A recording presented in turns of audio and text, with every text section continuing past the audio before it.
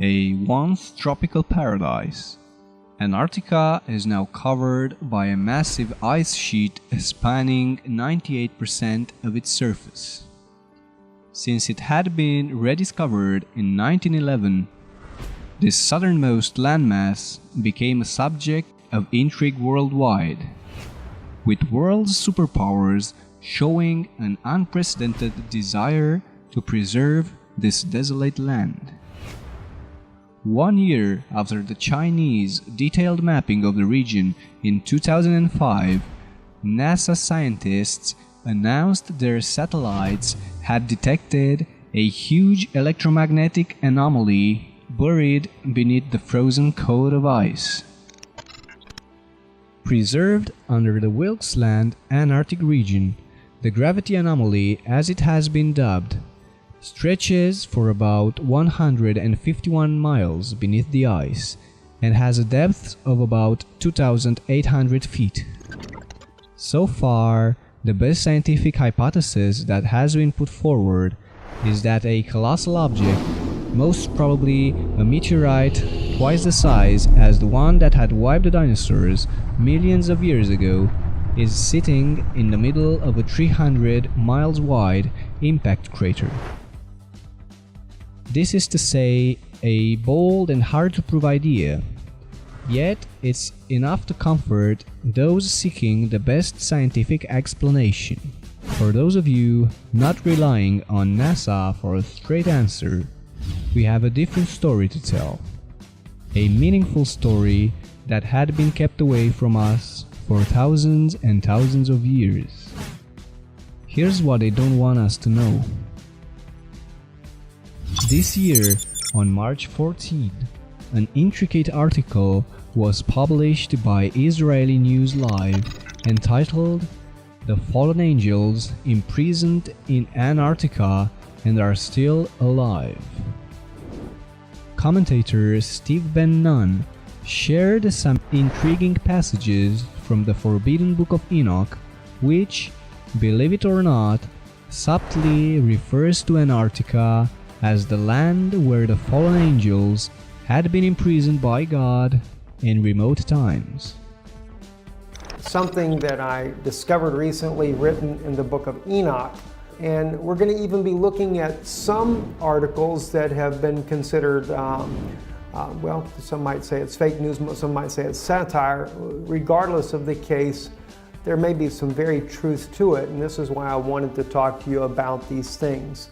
Antarctica has really become a major subject in recent, well, in fact, in the last year, even more so. There's been every kind of conspiracy theory that it is a place for a massive alien base.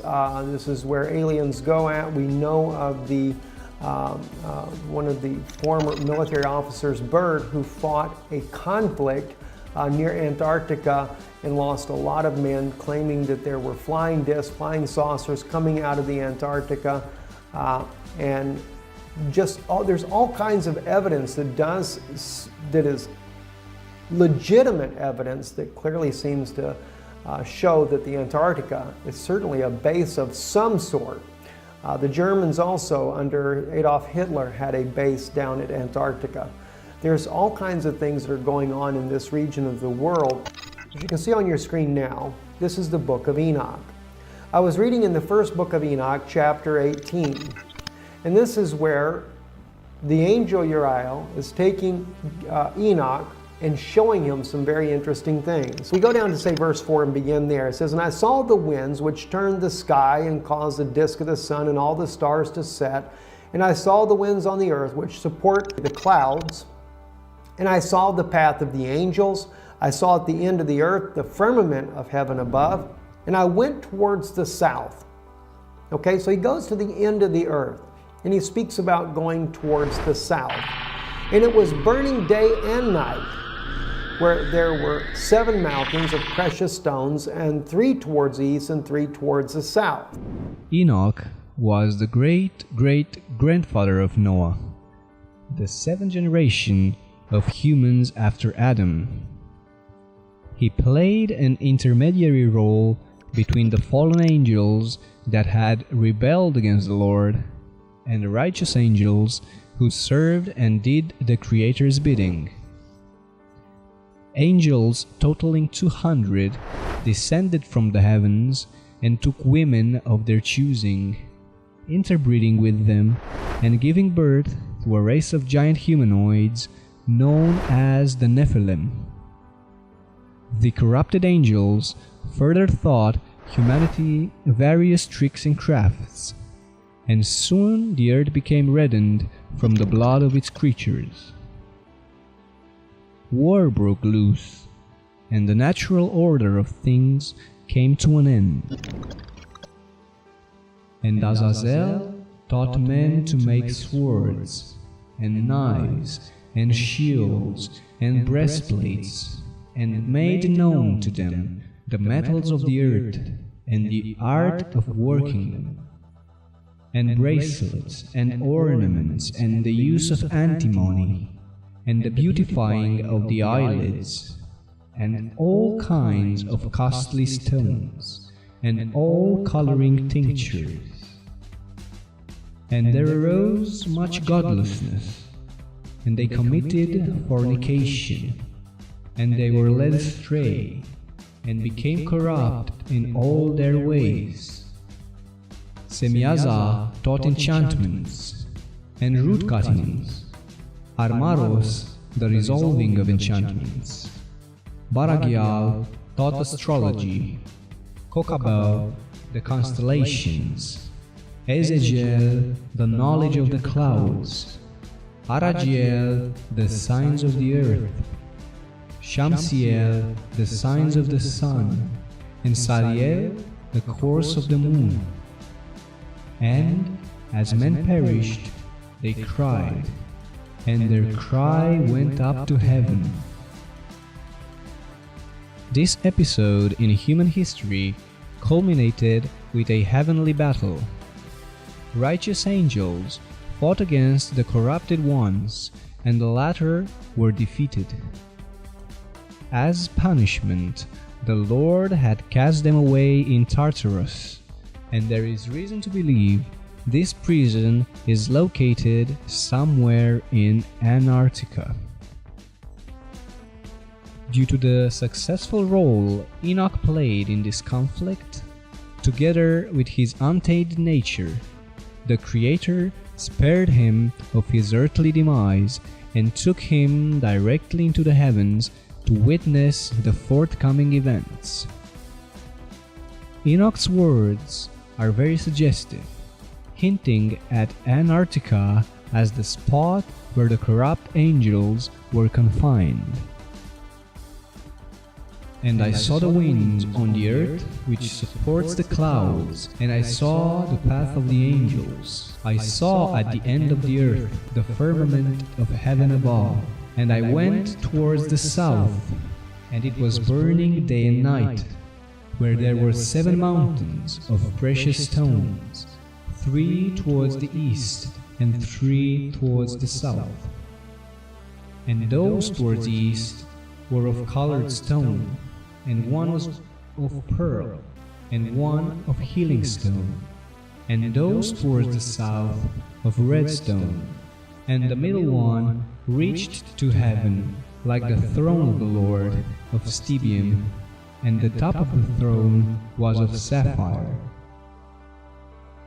The second passage describes Enoch's journey south, where he witnessed a curious phenomenon where the sky was burning day and night. This could be interpreted as the southern hemisphere summer season in Antarctica, where there is daylight for 24 hours. The burning sky phenomenon refers to the aurora australis, or the southern lights, which are visible from high southern latitudes in Antarctica, Australia, New Zealand, Chile, and Argentina. Regarding the 7 mountains, Mount Vinson qualifies as the central mountain described by Enoch, as it is the highest in Antarctica. It does indeed have 6 other adjacent peaks, but they don't match the alignment depicted unless we shift Earth's axis of rotation. The pole shift hypothesis speaks of rapid shifts in the relative positions of the modern-day geographic locations of the poles and the axis of rotation of the Earth, thus triggering calamities such as floods and tectonic events. According to the research conducted by Sir Charles Hapgood, such brisk changes were a common occurrence in Earth's history, and proposes that the last pole shift had happened about 11,000 years ago, at the end of the last ice age. Was this the time when the biblical deluge took place? Was Antarctica transformed from a habitable land into a frozen, inhospitable desert of ice as a result of this pole shift? Were the corrupt angels imprisoned at the summit of the iconic Mount Vinson in the Antarctic Sentinel Range? Or maybe where the Wilkes Land anomaly is located? It is still unclear based on the above clues, but dots are slowly joining. The locations of the above-mentioned sites don't overlap, but they both present a veritable riddle awaiting to be solved. From what we know from the Book of Enoch, the angels are still alive and struggling someplace underground until the time of the redemption. The Book of Enoch further reads, "And like a spirit questioning me, the angel said, 'This is the place of the end of heaven and earth. This is the prison for the stars of heaven and the host of heaven. And the stars which roll over the fire, these are the ones which transgressed the command of the Lord from the beginning of their rising, because they did not come out at their proper times. And he was angry with them, and bound them until the time of the consummation of their sin, in the year of mystery.'" With this last passage in mind, it could be that Antarctica's riddles are too complex to unfold, and are instead awaiting this mystery year to arrive. Its frozen prisoners shall return to this land to wash their sins in the battle with the evil that is to come.